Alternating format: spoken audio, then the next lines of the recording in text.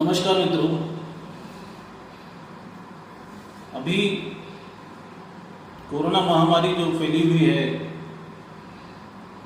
इसमें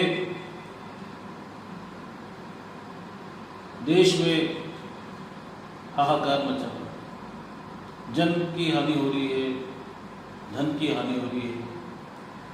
स्वास्थ्य जैसा विषय एक बहुत ही महत्वपूर्ण विषय बन चुका है। देश में, देश की प्रगति में, इस राष्ट्र की उन्नति में स्वास्थ्य का एक अपना बड़ा महत्वपूर्ण स्थान है। हमने इस दौर में देखा है कि यदि देश में स्वास्थ्य की हानि होती है तो देश उन्नति की बजाय उसकी दिशा परिवर्तित हो सकती है। स्वास्थ्य एक ऐसा विषय बना है हमारे देश में, हम इस पर विचार करें कि जब देश उन्नति के शिखर पर था, सोने की चिड़िया इसको कहा जाता था, तब स्वास्थ्य की क्या स्थिति होगी कि देश हमारा सोने की चिड़िया बना हुआ। उस दौरान भारत के वेदों के अध्ययन से हमें पता चलता है कि भारत में स्वास्थ्य पर कई साल, हजारों हजार साल पहले से ऋषि मुनियों ने चिंतन शुरू करा। महर्षि चरक वो स्वास्थ्य की प्रणेता रहे, आयुर्वेद के जनक रहे, और उन्होंने स्वास्थ्य पे बहुत ध्यान दिया, शरीर पर बहुत ध्यान दिया। हमारी तंत्रिकाओं का अध्ययन करा, शरीर की नाड़ी का, शरीर का अध्ययन करने के बाद उन्होंने इस ब्रह्म रहस्य को जाना कि हमारे शरीर के मूल तत्व क्या हैं। उन्होंने एक निष्कर्ष निकाला हमारे अध्यात्म ने कि शरीर का मूल निष्कर्ष उसकी आत्मा, उसका मन है। मस्तिष्क तो भौतिक है, नश्वर भी हो सकता है, पर अजर अमर किसे माना है? गीता में साथ में कहा गया है कि आत्मा अजर अमर है, और आत्मा के बारे में कहा गया है कि आत्मा सो परमात्मा। परमात्मा एक अद्भुत तत्व है जो हमारे हर ईश्वर ने, हर कण में, हर मनुष्य में परमात्मा का वास दिया।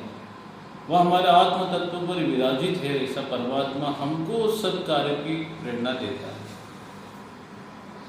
वह कार्य जिसमें शुभता हो, जिसमें व्यक्ति का बारे में सोचता है, उसकी पीड़ाओं के बारे में अनुभव करता है और उसके प्रति शुभता का, कल्याण का, लोक मंगल का भाव रखता है, ऐसा परमात्मा का वास हमारी आत्मा में होता है।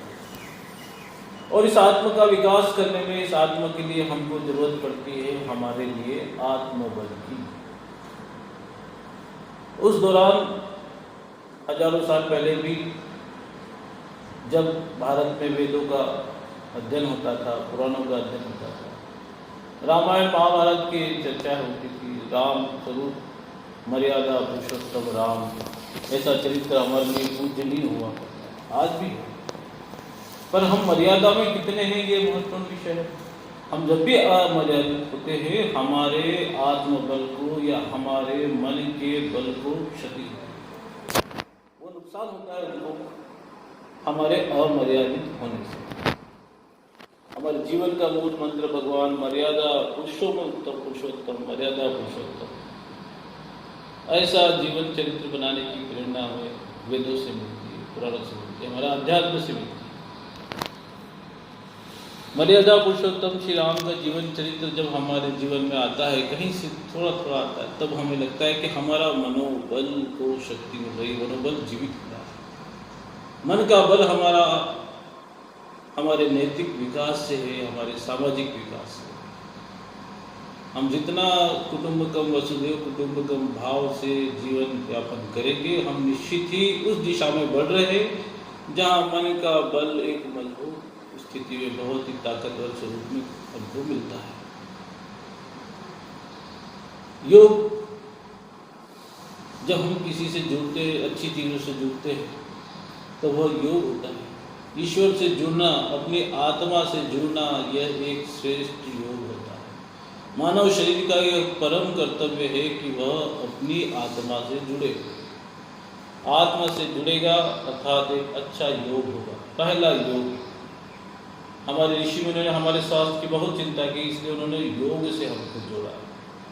हमारी मुद्राओं में सभी प्रकृति का वास हो, ऐसा हमारा विश्वास।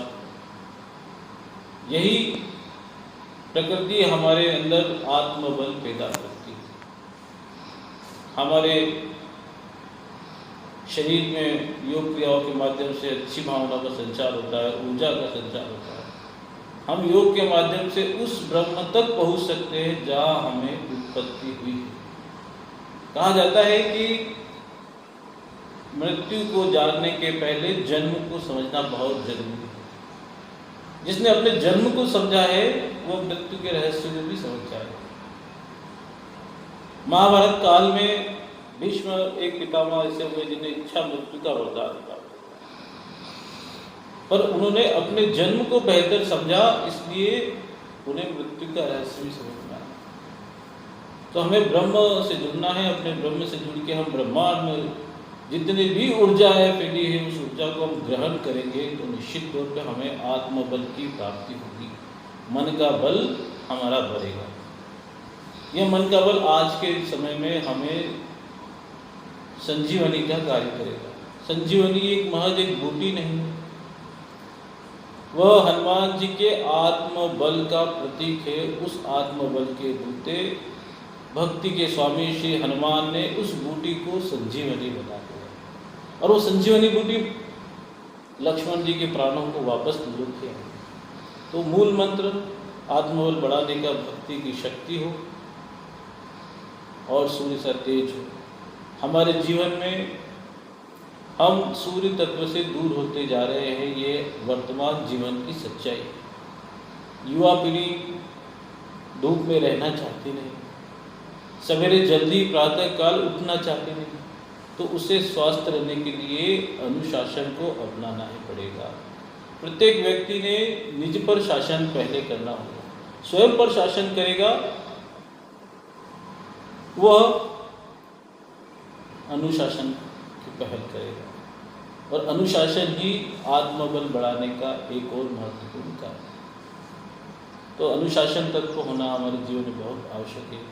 आत्मबल बढ़ेगा तो निश्चित ही हम मन के बल से कोरोना तो कैसे अनेक आने वाले समय की प्रतीत होने वाली महामारियों से हम उसका मुकाबला कर पाएंगे और इस मानव धन को सुरक्षित रख पाएंगे। आने वाले समय और भी ऐसा आ सकता है। हमें अपने आप को जीवित रखना ही नहीं, चैतन्य रखना, आत्मबल के साथ चैतन्य रखना। शरीर का जीना एक अलग स्थिति है। शरीर चल रहा, लाखों शरीर चल रहे, पर जिसकी आत्मा चैतन्य है वही अच्छे कर्मों के द्वारा परिणाम दिखाए, वह परिणाम जो इस समाज के लिए संजीवनी है। धन्यवाद।